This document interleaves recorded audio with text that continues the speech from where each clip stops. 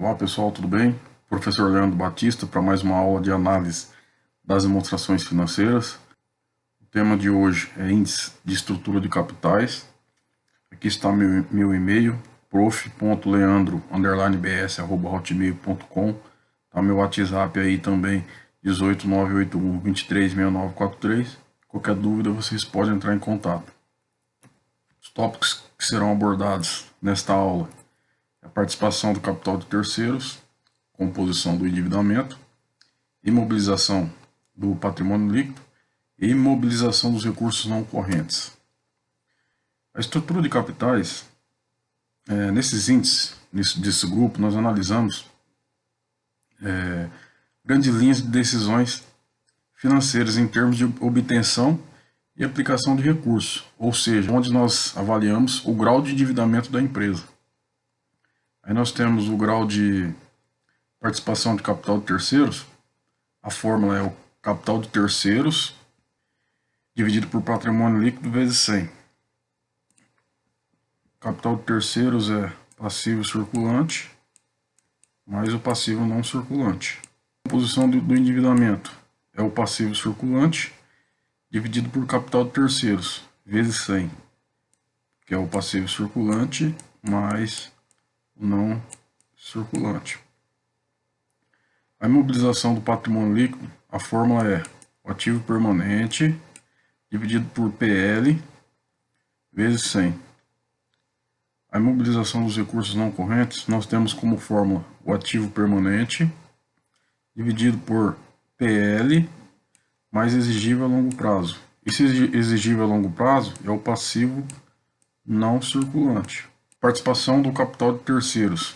A fórmula é capital de terceiros dividido por patrimônio líquido vezes 100.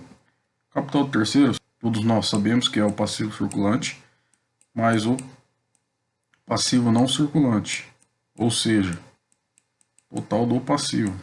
Esse índice de participação do capital de terceiros, ele indica para nós o quanto que a empresa ela tomou de capital de terceiros para cada R$100 de capital próprio investido, que seria o PL, ou seja, para cada R$100 de patrimônio líquido, quanto que a empresa tomou de capital de terceiros.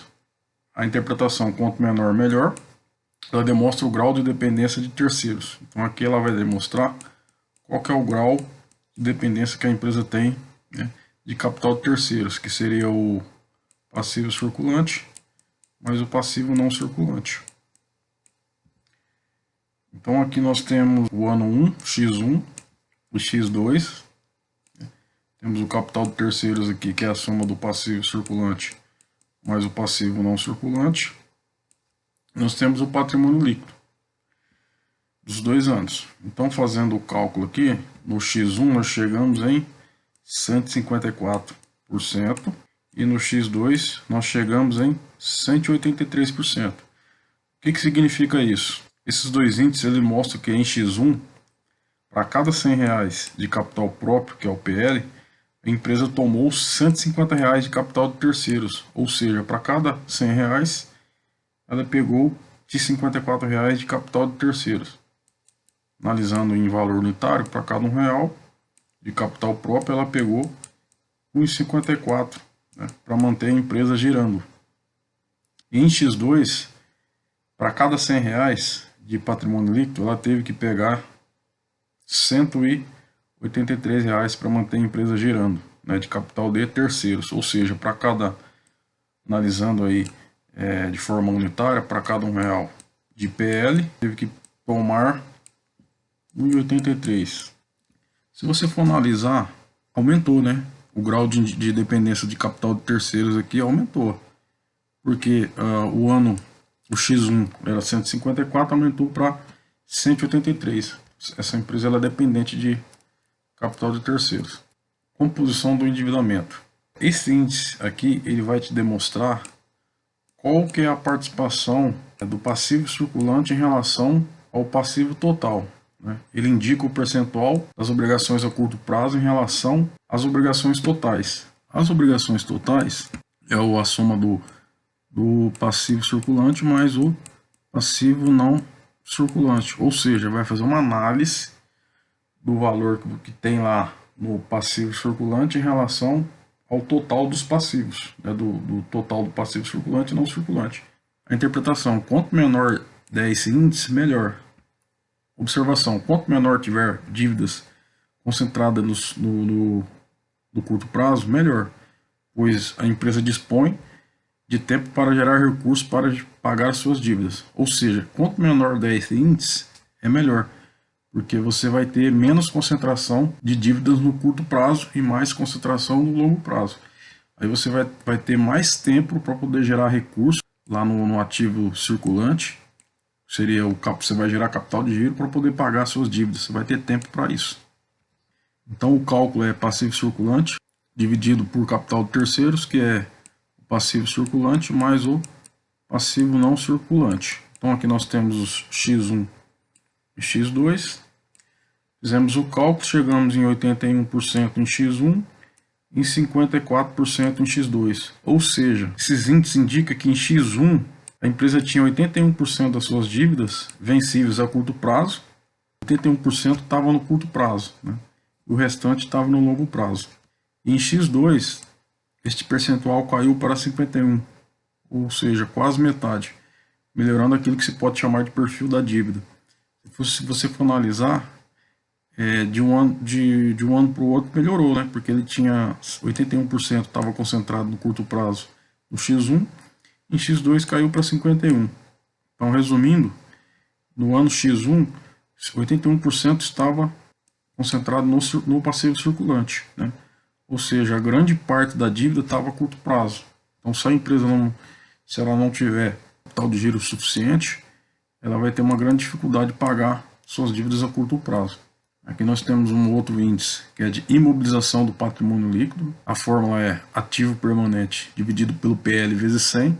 Ela indica o quanto que a empresa aplicou no ativo permanente para cada R$100 de patrimônio líquido. Ela vai demonstrar o quanto que você aplicou lá no ativo permanente, que seria o imobilizado de investimentos, para cada R$1 do patrimônio líquido, quanto que você aplicou no investimentos e no imobilizado da empresa. Quanto menor, melhor, porque quanto mais você imobiliza capital, ele fica engessado. Então, como ele não é circulante, ele não é capital de giro, ele demora para retornar esse recurso. Então, quanto menor você imobilizar o recurso próprio, melhor.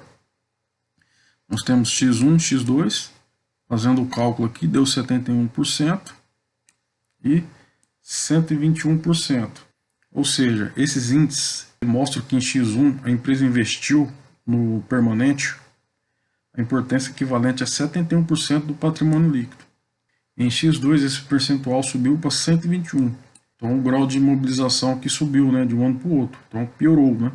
Então, na verdade, o que é o ativo permanente? O ativo permanente é o ativo não circulante menos o realizável a longo prazo. Você pega todo o valor do ativo não circulante, tira o realizável a longo prazo, você consegue chegar no ativo permanente. Que aqui como exemplo nós temos o imobilizado e investimentos. Para ele ser permanente, ele tem que se enquadrar nessas três classificações aqui. Ele não é destinado à venda, é utilizado na atividade operacional da empresa e apresenta longa duração, entendido como permanente. Por isso que é considerado ativo permanente. Tem que ter essas três características aqui. Agora aqui nós vamos fazer uma análise, né, do índice de imobilização do patrimônio líquido do ano 1 e do ano 2. Aqui vamos fazer primeiro do ano 1. Quanto mais a empresa investir no ativo permanente, menos recursos próprios sobrarão para o ativo permanente. Maior será a dependência de capital de terceiros para o financiamento do ativo. Então, por isso que quanto menor der esse índice, melhor. Porque quanto mais você investe no ativo permanente, menos vai sobrar para você investir no ativo circulante. Porque o que faz a empresa girar é o capital de giro. O que é o capital de giro? É o ativo circulante. É o que? É o estoque, é o caixa, o dinheiro que você tem lá no banco, né? As duplicatas a receber, isso daí é o capital de giro. Então, no ano X1, a empresa ela imobilizou 71% do seu patrimônio líquido. Ou seja, para cada R$100 do patrimônio líquido, R$71 ele imobilizou, destinando somente 29% para o ativo circulante. Ou seja, ela imobilizou 71%, e só sobrou 29% para investir no ativo circulante, que é o capital de giro da empresa. O ideal é a empresa dispor de patrimônio líquido suficiente para cobrir o ativo permanente e ainda sobrar uma parcela capital circulante próprio para financiar o ativo circulante. O que é o patrimônio líquido suficiente? É a liberdade que a empresa tem, né, necessária para comprar e vender, sem precisar sair a todo tempo correndo atrás de banco. É isso que é patrimônio líquido suficiente. Nós temos o índice de imobilização X, no ano X2, a empresa imobilizou 121% do seu patrimônio líquido. Imobilizou todo o patrimônio líquido. E o ativo circulante foi totalmente financiado por capital de terceiros. Você pode notar aqui que ela ultrapassou 100%, né? Ou seja, ela imobilizou todo o patrimônio líquido dela e ainda teve que captar recursos de terceiros para financiar o ativo circulante dela. Sendo assim, a empresa está na mão de terceiros para o financiamento do capital de giro e depende ainda desses mesmos terceiros para financiar parte do seu parque industrial. O parque industrial é o seu imobilizado. Né? Em certos ramos de atividade, como transportadoras ferrovias, siderúrgicas e produtoras de energia elétrica, é normal imobilizar além do patrimônio líquido. Ou seja, para essas empresas aqui, como ela precisa de um imobilizado, investir bastante, muito em imobilizado, é normal que o índice de imobilização seja maior que o patrimônio líquido. Mas numa empresa que a atividade seja distinta dessa que está aqui, esse número aqui é muito alto, tá? Não pode imobilizar tanto assim. Nós temos o índice de imobilização dos recursos não correntes, né, que a fórmula é ativo permanente dividido por PL mais exigível a longo prazo. O exigível a longo prazo é o passivo não circulante. Esse índice ele indica qual o percentual de recursos não correntes a empresa aplicou no ativo permanente, ou seja, a relação entre os recursos próprios, que é o PL, e de terceiros a longo prazo, que estão financiando o ativo permanente. Quanto menor, melhor. Por regra, ele tem que ser menor que 100. Analisando aqui os 2 anos, X1 e X2, nós temos 55% e 66%. Isso indica que a empresa ela aplicou no ativo permanente 55% de recursos não correntes. E no ano X2, 66%. Esses índices mostram que a empresa ela destinou ao ativo permanente, respectivamente em X1 e X2, 55% e 66% dos recursos não correntes. Não é necessário financiar todo o mobilizado com recursos próprios. É possível utilizar recursos de longo prazo, desde que o prazo seja suficiente para gerar recursos. Ou seja, a gente não pode comprar todo o ativo permanente com o PL, porque o PL ele vai ficar mobilizado, né? Ele não gera capital de giro com rapidez, ele não tem liquidez rápida, então ele fica lá no permanente para uso da empresa. Então é melhor você usar recurso de terceiros, né, a longo prazo, desde que o prazo seja suficiente, né, que você consiga gerar recursos lá no ativo circulante. Aqui nós temos as referências bibliográficas, a Dante Carmine Matarazzo, né, análise das demonstrações contábeis, 7ª edição, São Paulo, Atlas 2010. Qualquer dúvida pode entrar em contato comigo pelo WhatsApp ou pelo e-mail. Até mais, até a próxima aula.